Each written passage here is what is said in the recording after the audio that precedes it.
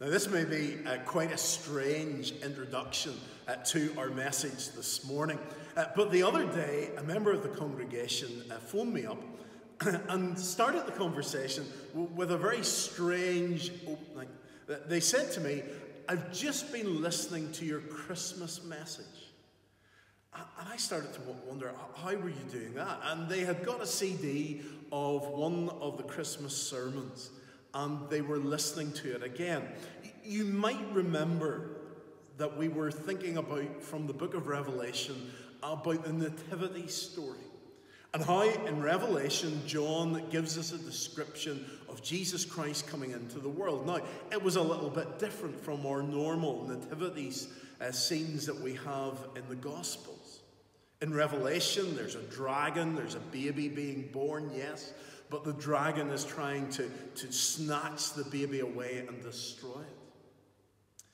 And they had got the CD and they were listening to it again. It was a strange time of year to be listening to a Christmas message, but I suppose in these days of self-isolation, you get desperate and you'll maybe listen to anything, even an old sermon from me.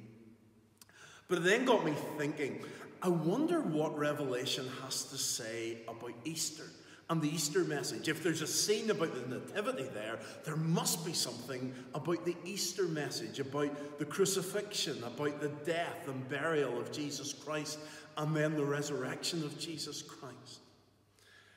And that then got me thinking about Andrew Peterson's song that you've just been listening to. Because Andrew, in that song, describes a little bit of the scene in Revelation chapter 5, where John is given a vision of what's happening in heaven. There is a scroll, and that scroll contains God's plan of salvation. The plan that he has to save the world from sin so that people can have sins forgiven, be set free, and have the hope of eternal life. But there's a problem. The scroll is sealed shut. There are 7 seals on the scroll. And the scroll needs to be opened and it needs to be read so that the plan of salvation can be spread throughout the world and so that people can have their sins forgiven. But as John looks at the scene, he realizes that there's nobody there to open up the scroll. There's nobody worthy to open the scroll. And that's what Andrew Peterson sings. Is he worthy? And so in Revelation, John sees the story of Easter opened up before him. And I want to read to you some of these words from Revelation chapter 5 and think of our reading this morning about the resurrection and about Jesus Christ rising from the dead and how it fits in with this story. So the scene is the throne room in heaven. God is seated on his throne in the middle. There are all the elders surrounding the throne. There are the creatures flying about and worshipping and praising. And the scroll is there, but there's no one to open it. Then I saw in the right hand of him who sat on the throne a scroll with writing on both sides and sealed with 7 seals. And I saw a mighty angel proclaiming in a loud voice, "Who is worthy to break the seals and open the scroll?" But no one in heaven or on earth or under the earth could open the scroll or even look inside it. I wept and wept, because no one was found who was worthy to open the scroll or look inside. Then one of the elders said to me, "Do not weep. See, the Lion of the tribe of Judah, the Root of David, has triumphed. He is able to open the scroll and its 7 seals." Then I saw a lamb looking as if it had been slain, standing in the center of the throne, encircled by the 4 living creatures and the elders. He had 7 horns and 7 eyes, which are the 7 spirits of God sent out into all the earth. He came and took the scroll from the right hand of him who sat on the throne. And when he had taken it, the 4 living creatures and the 24 elders fell down before the Lamb. Each one had a harp, and they were holding golden bowls full of incense, which are the prayers of the saints. And they sang a new song. You are worthy to take the scroll and to open its seals, because you were slain. And with your blood you purchased men for God, from every tribe and language and people and nation. You have made them to be a kingdom and priests to serve our God, and they will reign on the earth. Then I looked and heard the voice of many angels, numbering thousands upon thousands and 10,000 times 10,000. They encircled the throne and the living creatures and the elders. In a loud voice they sang, Worthy is the Lamb who was slain, to receive power and wealth and wisdom and strength and honor and glory and praise. Then I heard every creature in heaven and on earth and under the earth and on the sea and all that is in them singing, To him who sits on the throne and to the Lamb be praise and honor and glory and power forever and ever. The 4 living creatures said, Amen. And the elders fell down and worshipped. So this passage directly corresponds to what Lynn read to us from Matthew 28 about the resurrection. Here we have God's plan of salvation. It's sealed within a scroll. And John is looking round for somebody to open the scroll so that salvation can be given to the whole world. And yet as he looks, he realizes no one is worthy. And as we're told here in verse 5, John begins to weep. He weeps and he weeps because there's no one to bring salvation. Where is the hope if there is no salvation? We can put our trust in all sorts of things in today's world, but if anything we have learned over these last few weeks, that nothing is certain. Our money, our jobs, our daily routine, none of those things are certain. Even our health is not certain. The only thing that we can trust in is God's salvation. So where is this salvation coming from? John weeps, there's nobody there. But then one of the elders comes to him in verse 5 and says, Do not weep. See, the Lion of Judah, of the tribe of Judah, the root of David has triumphed.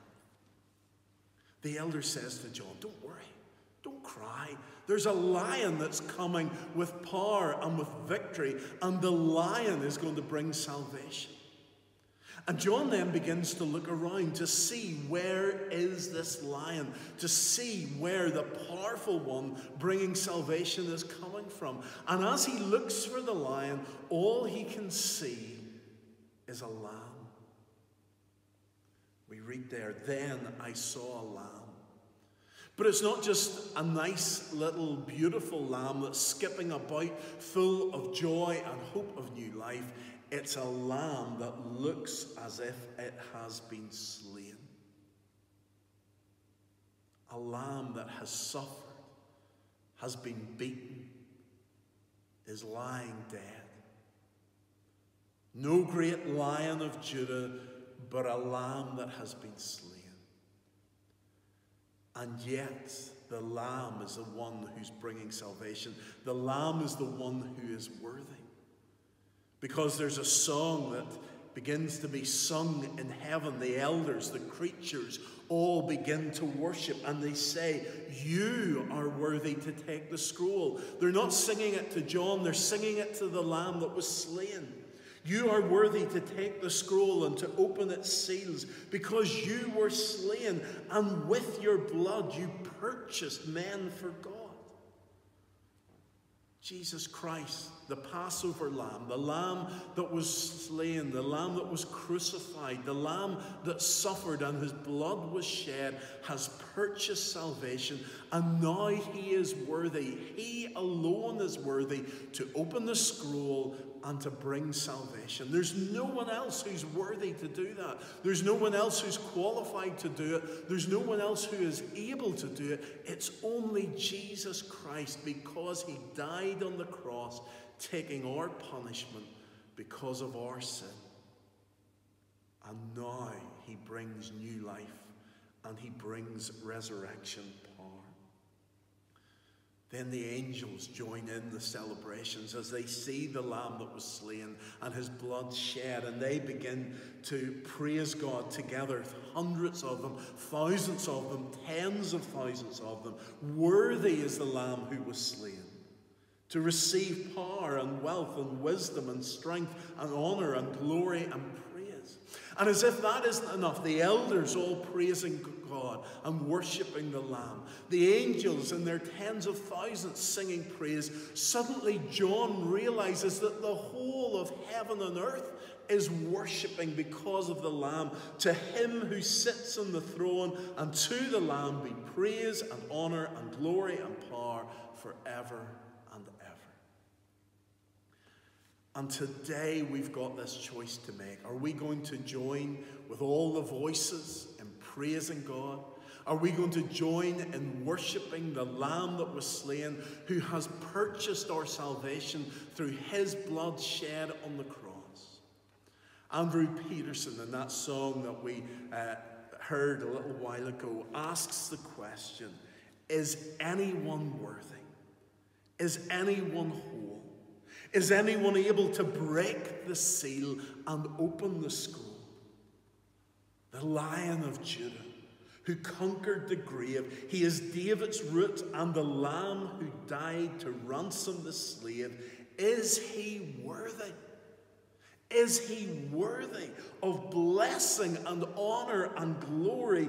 Is he worthy of this? We need to see today what our response is. Do we say he is? Or do we say I'm not interested? I'll make my own way. I'll work out my own plans. Is he worthy? Let's listen to the song once again. This is Andrew Peterson singing it at a conference that was organized by the Gettys in America. And as he asks the questions, if today you're ready to trust in Jesus Christ, or you've already trusted in Jesus for your salvation, then sing the answers with the choir and worship God. Is he worthy?